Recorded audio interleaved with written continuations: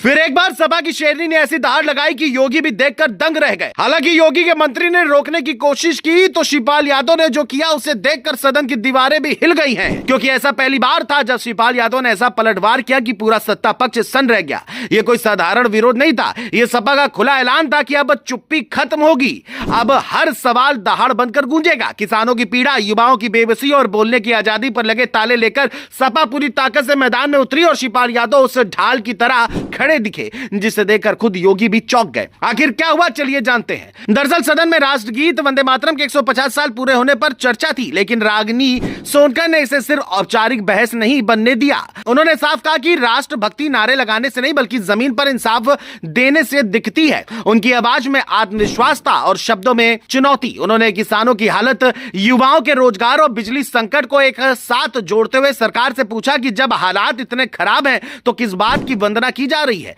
उनकी बातों से सत्ता पक्ष असहज हुआ और सदन में शोर बढ़ने लगा। रागिनी सोनकर ने जब अभिव्यक्ति की आजादी की बात करते हुए मोहम्मद नाम का जिक्र किया तो सदन में हलचल मच गई। उन्होंने कहा कि इस देश में हर आस्था के नाम लेने की आजादी है, फिर यूपी में डर क्यों पैदा किया जा रहा है। उन्होंने सवाल किया कि क्या यही असली राष्ट्रभक्ति है। इस बयान के बाद सत्ता पक्ष के सदस्य अपनी सीटों से खड़े हो गए, माहौल गर्म हो गया और यहीं से सियासी टकराव अपने चरम पर पहुंच गया। जैसे ही सपा की शेरनी पर सवाल उठे, शिवपाल यादव पूरी मजबूती से सामने आ गए, पुराने तेवर लौट आए। उन्होंने योगी सरकार के मंत्री को सीधे जवाब दिया और कहा, किसानों और युवाओं की आवाज को दबाया जा रहा है, रोजगार मांगने पर लाठी मिलती है और सवाल पूछने पर नारे सुनाए जाते हैं। शिवपाल यादव की आवाज में गुस्सा भी था और अनुभव भी। उनके शब्दों ने सत्ता पक्ष को बैकफुट पर ला दिया और सदन में सपा की बेंच पूरी तरह एक्टिव दिखी। रागिनी सोनकर ने बिजली के मुद्दे पर सरकार को सबसे ज्यादा घेरा। उन्होंने कहा कि सरकार 24 घंटे बिजली का दावा करती है, लेकिन गांवों में आधे दिन अंधेरा रहता है। उन्होंने पूछा कि अगर उत्पादन बढ़ा है तो वितरण क्यों फेल है और 9 साल में कितने अधिकारियों पर कार्रवाई हुई। उन्होंने महंगे बिजली सौदों और लंबे करारों का जिक्र करते हुए कहा कि इसका बोझ गरीब किसान, मजदूर और मध्यम वर्ग पर पड़ेगा। सवाल उठाया गया कि क्या यूपी की जनता अडानी मॉडल की कीमत चुकाने को मजबूर होगी।